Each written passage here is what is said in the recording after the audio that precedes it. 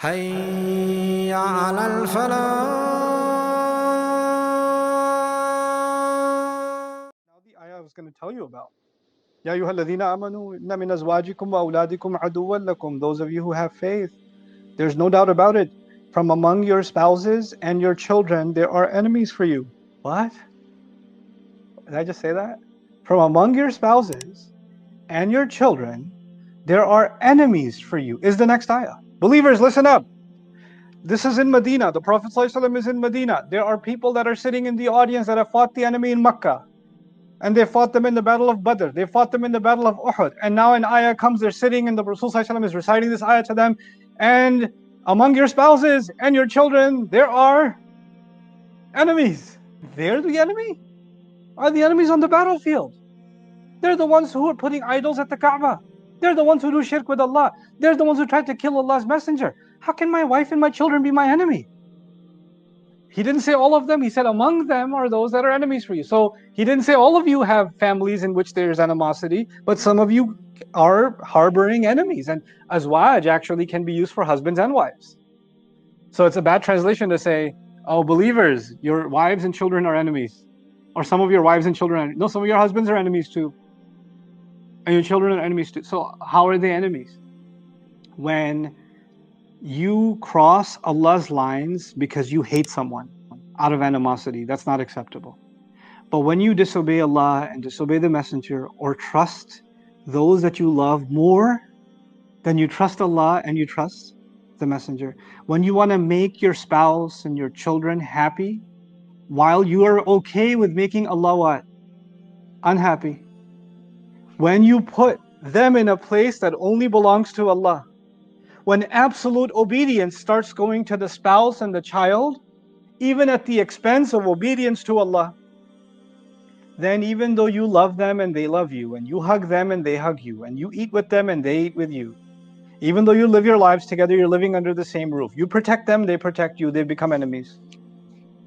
Physically, no. Nobody's trying to kill nobody. This is not an ayah about when you go home, make sure there's no dagger under the pillow. It's not that. That's not what this ayah is about. This ayah is about spiritual animosity. What's the treasure that Allah gave in this ayah? Faith. In these ayat. Faith. Reliance on Allah. When you create an environment in the family where obedience to Allah, reliance on Allah, dealing with a crisis and turning back to Allah, those things are being pulled away. They're being pulled away by spouse or child. Then they are becoming a kind of enemy. Well, if they're an enemy, then we should fight them. Because the rest of the ayah should be, well, if they are your enemy, now that you know that they're your enemy, sharpen your swords. Or get away from them at least. Because they're the enemy. What does Allah say? Inna min azwajikum wa awladikum aduwwan lakum fahdharuhum. Then be careful of them. Watch out for them. Wa in ta'fu wa tasfahu wa taghfiru fa inna Allaha ghafurur rahim. And if you do in fact lovingly forgive, overlook, tasfahu. Tasfahu safaha means to turn the page, meaning they messed up or they said something outrageous that takes you away from your faith. And they said those kinds of things, but you're able to turn the page. Now this is already really getting really hard. So there's a family that even Allah declares can be like an enemy or be an enemy. And then Allah says to you and me, if you can pardon and if you can turn the page, and then what taghfiru, and you can cover up for them. So there's 3 words for forgiveness being used in one ayah. There's no ayah like in the Quran like that, where multiple words for one act, which is forgiveness, is being used over and over again. Because when Allah says lovingly pardon, ta'fu, it's a word for forgiveness at the end. Tasfahu, turn the page, let it go, bury the hatchet, whatever phrases people use. Put dirt on it. There are different expressions for it. Just let it go, move on, right? Which is again forgiveness, isn't it? And then he says, وَتَغْفِرُوا. That's maghfirah is the common word for forgiveness. Actually, literally means to cover it up.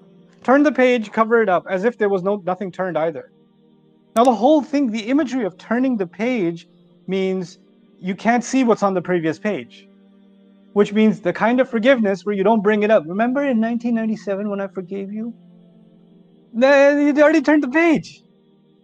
But the ayah has this remarkable contrast. It started with some people in your family, your spouses and your children and your enemies. Watch out for them. Okay, I'm on guard. And then he says, and if you can lovingly pardon and turn the page and forgive, cover up for them, cover for them too. فَإِنَّ اللَّهَ غَفُورٌ رَحِيمٌ, then certainly Allah is extremely forgiving, always loving and caring. How do we understand this? How do we make sense of this ayah? Because it's giving us two very different pictures. And they're going in two very different directions. Being careful of an enemy is not lovingly forgiving an enemy. Those are two different things. You don't know if they're carrying a sword behind their hand and you come and give them a hug and that's the last thing you ever do. So how do you reconcile? Our families can be the most massive trial. They can be the most difficult trial. It can come from any direction. And it can be a trial from the people you love the most. They don't even have to be abusive to you for them to be a trial for you, even if they are abusive. You know the difference between someone who lost their cool or who made a mistake once or at a certain event or at a certain moment, but that's not their nature. You know who they really are. And what anger does is anger wants us to look at someone and remember their worst moment, and that's all you remember about them. Like your picture of them is how you think of that person, that spouse of yours or that child of yours, is the worst thing they ever did. That's the picture in your head. By the way, there's another delusional side too. When people are so in love, they overlook all the horrible and they only see the good. The one good thing that happened in 1983, they remember, and that's the picture in their head, and this person can get away with murder after that, and that's all they see, right? Allah Azza wa Jalla is first telling us, when someone is bad to you, recognize it. When someone's not okay, not doing right by you, then you should know. You should be careful. So the eye open, not delusional, the eyes open reality, is this person really abusive? Was that a one-time thing? Is this a serial habit? Is that just in their nature to be this way? Is that just something they keep on doing over and over again for years and years and years? If that's the case, be careful. But when that person changes, because change is possible, every human being can change, and you're smart enough to know that it's not an artificial change. Because artificial change means, I'm so sorry, I'm never going to do it again, I feel really bad. And you're like, okay, yes. Allah says to forgive, so I forgive you. And then 2 weeks later, they're exactly in the same place again. No sorry at all. Right? And they're even worse offenders than before. Then you know that there's a serial habit of telling you what you need to hear to get you to put your guard down. But if you're careful, the word فَاحْذَرُوهُمْ is pivotal here, then you know where people stand. Then you have a pretty good gauge. And when you genuinely do see someone make a change, when you genuinely do see someone is remorseful and they've changed their ways, then it's okay to let go of that image of them as a vengeful person or an evil person or someone who did a lot of evil or bad. And it's okay if they're asking for forgiveness, that you can pardon them, that you can turn the page. This is not about people who curse you and then you say, well, Allah says forgive, so I'm going to forgive. I didn't ask for your forgiveness, yeah, but I'm obeying Allah. No, you don't forgive someone who doesn't want forgiveness. You don't turn the page for someone who's burning the book. That's not what this is. This cannot be put to misuse. Allah is not asking us to be passive and people can walk all over you, whether even their family, and you just forgive. No. But if they want to make serious reconciliation, they want to make things right, and you still feel that there is room to make things right, even though they've been really bad, so bad that even Allah called them enemy, but you genuinely see that they've made a change, then if you pardon and forgive and don't bring it up again, because Allah has put that behind them.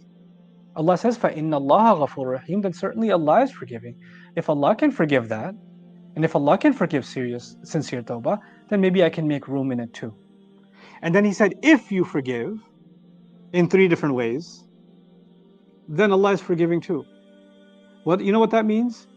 If you take that choice, that you decide to forgive them, it's a choice you have. And it may be a very hard choice, but if you make that choice sensibly, even though it's extremely difficult to make that choice, then Allah recognizes that you have done something amazing, and maybe Allah will reward you with ultimate forgiveness. Maybe that'll be your reward. You won't be punished for not forgiving, but you may be greatly rewarded for forgiving and for making things right. وَإِن تَعْفُوا وَتَصْفَحُوا وَتَغْفِرُوا فَإِنَّ اللَّهَ غَفُورٌ رَحِيمٌ. Assalamu alaikum wa rahmatullah. If you enjoyed this video, please do share it with friends and family. If you want to see more videos from this series, click on the box at the top. If you want to see other videos, click on the box at the bottom. And don't forget to hit the subscribe button. Thanks.